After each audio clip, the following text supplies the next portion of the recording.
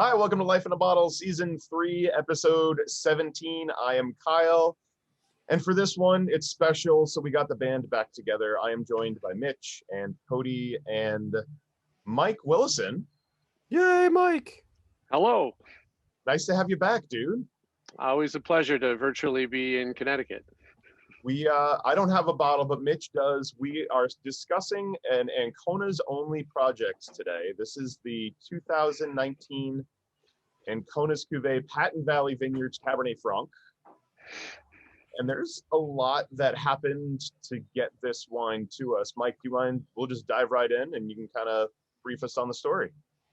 Sure, yeah, you're right. Kyle, there's a fair amount to unpack here, but we're always kind of looking to do something fun with purchased fruit, and we don't always get the home run. Sometimes we just sort of get what we get. But for years, I've been talking to Hedges from the Red Mountain, Washington Hedges about possibly collaborating on a wine. And eventually I caught him at an event in Copenhagen, Denmark, of all places, but I caught him at an event and he had just the right amount of glasses of wine in him to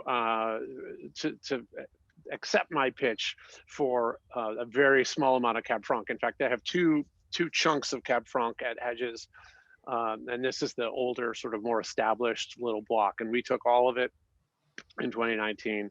I was really, really happy that they, not only after my first meeting with Christoph, but in follow-up emails with the actual viticulturalist and the winemaking staff, they agreed to let us have this anyway.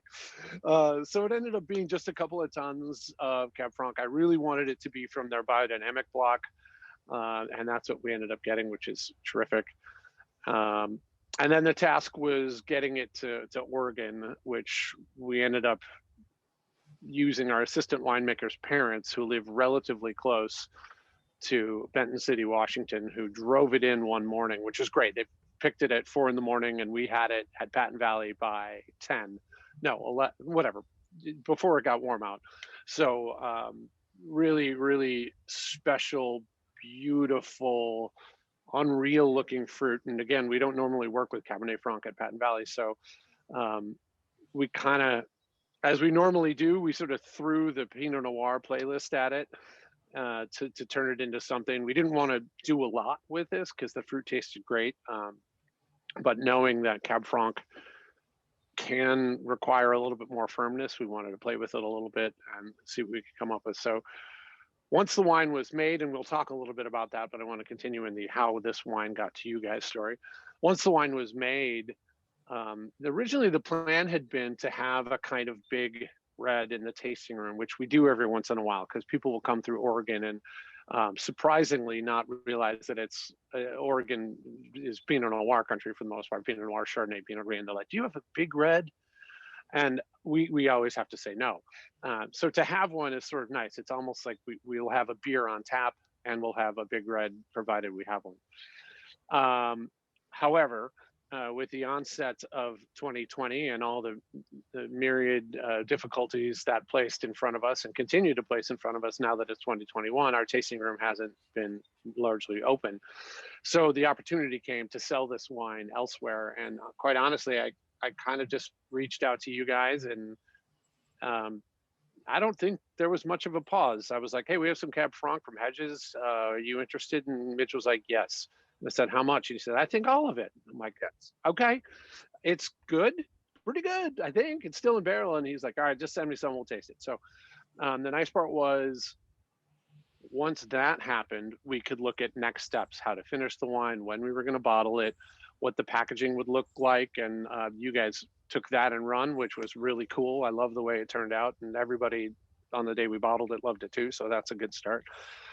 And there you have it. We bottled it in February, I think, of this year, and shipped it off not soon after. So now here it is, almost 100% in your hands. I have a couple of bottles, because I'm selfish. I'll charge you later. Thank you. Yeah, I think it's right. Charge my mom. Maybe I'll send her up. You could just give her a bill when she shows up. There you go. It's all good. All right, let's maybe just get to the wine. Let's just taste. Sure. Yeah, sure. So we did a couple of things to the wine that maybe are not in the Cabernet Franc playlist. So I'll just work you through those a little bit. When the wine came in, we wanted to keep it on its skins. That's very traditional. You want to pull out some of the color and the tannin from the skins itself. And we did that for nigh on, I think, 20 days, maybe 25. But we also started, or I should say, allowed fermentation to start sort of on its own. So this was a native ferment wine. We fermented it sort of two different ways. We started it in a oxygen-free environment, so 100% carbonic. So remove the oxygen, pump in CO2, and theoretically, enzymes begin to ferment the wine instead of yeast, which is really cool because it actually works from the inside out rather than the outside in.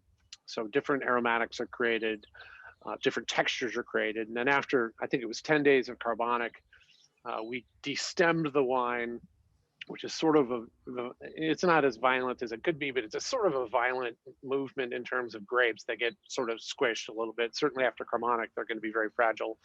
And that's going to kick off the second bit of fermentation, which would be native. So that took another 26, 27 days to finish out, which gives it, I think, really fresh, vibrant, lively notes instead of that sort of green herbaceous thing that some Cab Franc can have.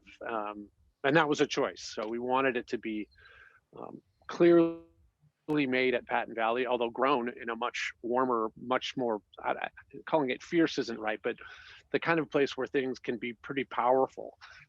Hedges does a great job of balancing their wines, but when it's a single variety coming from one single little block, it's going to be monolithic in style and structure. So we wanted to apply some winemaking that allowed it to shine as a variety, but also allow it to be the brighter side of that variety, if that makes sense.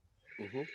We've done a couple of wines lately where, and I say lately, I mean over the past couple of months, few months even, a couple of red wines where they're starting carbonic, Mm-hmm. and after carbonic, they're allowing a relatively extended maceration with the skins after alcoholic fermentation. So you get all that concentration from the fruit, and then with the regular fermentation is when the alcohol starts to dissolve some of the tannic structure and those other elements out of the skins and the seeds. So to have both of those for this fruit especially, absolutely killer. Yeah, there's tons of different theories on pre or post maceration or the combination of both. And with this wine, we kind of threw the kitchen sink at it in a way. We did some pre, we did some carbonic, we did native yeast, we did a small amount of post, and we're slow in terms of the way we rack and work on the wines. We tend to wait until it's sort of settled before we did any racking. The wine stayed in contact with most of its gross lees for almost 2 months, and then after the first racking, we never racked it off the lees. So it went from this carbonic to destem, finish fermentation, to one racking out into barrel and then into bottle. So really a slow, deliberate process. And of course the wine does finish out some malolactic fermentation too. So it's not just nails on the chalkboard. But wow, it is really pretty smelling, really pretty tasting. And I love that the tannin stands you up a little bit, but it doesn't knock you out in the face. It's not a punch. It's more of a hug. Yeah. Well, I gotta say, dude, I'm super stoked. It lacks all of the green stuff that I expect from Cab Franc and replaces it with Beaujolais-esque juiciness. And you said big red. In the grand scheme of Patton Valley, this is the big red. Yeah. This is not a big red by any means. Super balanced, very earth driven, and a nice top note. Today I'm smelling cinnamon. It's really, really pretty nose. Well, yeah, and there is some new oak on the wine, right? It's something like 20% new French oak, and then another 20% once filled barrels. Then the rest are going to be neutral. So that'll give it some of that cinnamon clove, nutmeg in varying forms over time. But the other thing to remember is we're not using the traditional type of oak for Bordeaux. We're using Burgundy barrels, so different shape, different grain of oak, different intensity of oak, without any question.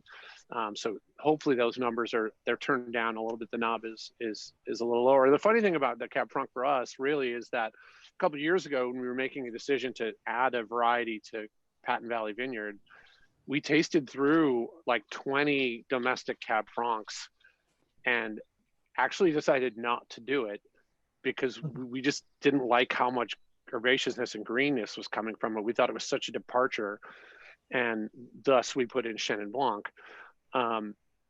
This wouldn't have happened without making that decision, right? We were like, oh, let's put our own Cab Franc in, and who knows what that would have turned out like. But it was that green stuff that turned us away. And having tasted some of the Hedges offerings over the course of several years, I was like, this stuff isn't green at all, and it's hot up there. So pretty exciting. We're talking 5 barrels, right, Mike? Classic. I'm sorry, Cody. Sorry. Yeah, go ahead. 5 barrels, is that right, Mike? Yeah, that's correct. 5 barrels, So 25 cases. When you say 20% new oak, we're talking about 1 new oak barrel.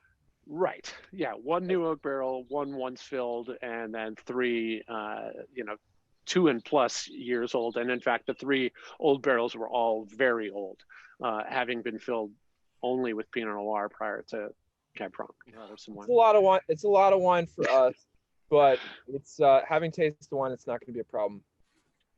Not even a little bit. I can't imagine. I mean, I mistakenly got on a call a little bit earlier and had thrown the bottle in the fridge, so it sat there for about an hour, and that was great. I mean, honestly, like drinking this wine on a hot summer day on the beach, who cares? It would be fine. It doesn't have to be it's thought of as an autumnal or winter style wine. I think it's a very approachable spring summer version of Cab Franc. And again, we did the research. I mean, we tasted a bunch of wine before we made this wine. We didn't just go, well, let's do whatever. We wanted to make a wine that was reflective of the wines that we like. So we think about, is this like a Saumur style Cab Franc? Is this moving down the road a little bit? Is this a Cab Franc from, St. Nicholas de Bourgogne? Well, no, it isn't. This is a very, very, you said Beaujolais-y. It's a very right next door to Beaujolais-y style Cab Franc. It's a truly beautiful wine, and to your point, it's serious enough, but it's light and delicate enough that I'm looking forward to summer. And to your point, put a slight chill on it, or anything off the grill, it'd go perfect with. Yeah, it's almost so like two things. Yeah. Go ahead. No, well, so two things to talk about, which is sort of weird. If you turn the label around, right, it says Columbia Valley rather than Red Mountain. We're not allowed to designate this wine by its most specific AVA because it was grown in Washington and made in Oregon. So we have to use the broadest possible AVA, which is the Columbia Valley. We're also not allowed to call it a single vineyard wine technically, but it's a single vineyard wine. And then maybe more interestingly, Mitch, why don't you walk us through the label on the front, right? Isn't that got a personal connection? Oh, it totally does. So my now 17-year-old, then 16-year-old daughter loves art, loves creating things. So I sort of put it in her hands as far as what she thought a cool label would be. And she came up with I think 3 different versions. Yeah. We all looked at them, voted, and this is the one we ended up with. And now she is looking at colleges to become a teacher, and more specifically an art teacher. So cool. There you go. Yeah. It's a very cool thing. So shout out to Alex. Nice job, kid. Yeah, the packaging is great. I'm happy we went with a Burgundy bottle. I'm happy we went with no foil. I mean, there's just a lot of like little dinky choices that wound up creating this really stellar package. And hopefully the label makes it jump off your shelves. It definitely does, and it will. And the wine inside, I think once people try it, again, the 100+ cases that we got, which is usually a pretty big buy for us. Oh, okay. Yeah. it's always a big buy for us. Once people sort of taste it, I think they're going to fall in love with it. And through this summer season, I think it's going to be sort of the go-to red for outside summer drinking. Yeah, I'm going to try and save a bottle for Thanksgiving, but we'll see. We'll see. Yeah, it may not work. I think once people get into that bottle, it's that wine that just creates the repeat customer. People are going to have a bottle of this and be like, ooh, I need more of that. Yeah. Well, that's the point, right? We want them to keep coming into the store, and we want people to, find these gems, hidden or otherwise. And that's what Ancona's does so well for so many people. It's kind of the point. I think also, to your point, I think it'll please a heavy red wine drinker. But it also isn't so beyond the spectrum of someone that is more of a lighter style. I think they can be driven to it as well. So it's sort of like the perfect happy medium. So yeah, I mean, we have that at Patton Valley where Derek and I both prefer lighter, breezier style wines, but Monty, our general manager, owner, our first winemaker, says he likes lighter, breezier, angular wines. And then you go over to his house and he's like, how about this 18.5% alcohol Zinfandel? It's so good. And when we were making this wine, I loved that both Derek and Monty would walk into the cellar, taste a little bit, or a lot as it turns out, since we're missing, 9 cases, but taste this wine, and both of them would, start heaving massive praise and profanity laden heaps of stuff on top of the wine. And I appreciate that. That to me is when we get it right. It's big enough for Monty to like it, and it's subtle enough for Derek to like it. So let's talk for a second about the elephant in the room. Next year, what happens? Do you still have a contract with them as far as that Cab Franc is concerned? Sadly, no. And that was not on it. I wasn't sure if we were going to do it anyway. As much as I wanted to do it, it was, when 2020 happened, everybody closed their purse strings, right? And the first thing you do is go, well, we're not going to buy stuff. As it turns out, Hedges wanted to use it anyway, because when they picked it, they were like, why are we selling this fruit again? I mean, it's not cheap, don't get me wrong, but they were like, we should be making this fruit. So that combination of things, I think if had the pandemic not happened, I think rightly so, they would have asked for a little bit more money for the fruit to sort of offset their want of it. And we probably would have had to balk at that, because I think it was really reaching the top end of our threshold in terms of what we can expect to get back for it anyway. And what makes it valuable, normally a wine like Cab Franc requires a relatively long élevage, a lot of time in barrel, a lot of time in bottle before it starts to taste good. So no, there will not be a 2020 version of it. It is in the talk, whether it's from Hedges or otherwise, to repeat a Cab Franc in 2021. And we're currently talking to a couple of people about that. And then the other option, weirdly, is a discussion of whether or not we do cut out a piece of Patton Valley. We have to do that in the next 6 or so weeks. But the fruit material is available. Oh, that's awesome. So yeah, there's a potential that this is sort of a truly a one-off type of thing. So I hope you guys go down the Cab Franc path again. Yeah. Of our Bordeaux variety sort of trials, this has been the one that I've liked the best, which to me is the most important thing, of course. But we've done some other stuff. We made a Pepper Bridge Merlot that, tastes like squid ink. That largely due to us. We tried to make a big, powerful wine, and as it turns out, you could stain a fence with it. We've played with Cabernet Franc from all up and down the Walluk Slope in Washington, and Cabernet Sauvignon, pardon me. And it's not for me, whether it's the variety or our take on it or the fruit source. I think somewhere in the three, it hasn't been right. But this has been the sort of nagging voice in the back of our heads for a long time, where we're like, should we do Cab Franc? I don't know. Is it cool enough? Is it popular? Is it a thing that'll sell? Or are we just going to be sitting there with a bunch of Cab Franc? And then once you finally do it, we're like, why didn't we do Cab Franc? Right. Well, thank you. It's a pleasure and an honor and it's unfortunate the reasoning behind the fact that we have all of it. But I'm pretty happy about it. Sorry. No, I'm, you know, honestly, when the idea struck of what could we do rather than sitting on it for a couple of years, this was my only choice, because I knew it would fall into the hands of people who know what to do with it. A, people who will appreciate it. B, and then people who love this type of thing. That's, you know, this isn't just a good wine for you. This is a good wine with a connection. This is a good wine that has a personal connection for you with the label and more. And this is the kind of thing that I think shows what Ancona's is. And to your point, what you were saying before, this is that kind of wine that'll appeal to so many different kinds of wine drinkers. You like Beaujolais? Cool, give it a shot. You like Cabernet Sauvignon? Cool, give it a shot. You like Old World, Cab Franc, whatever it is, whether it's Bordeaux or Chinon, or give it a shot. I guarantee you're going to get a kick out of it. This wine is awesome. You can have it with anything. Anybody want to throw out some food pairings?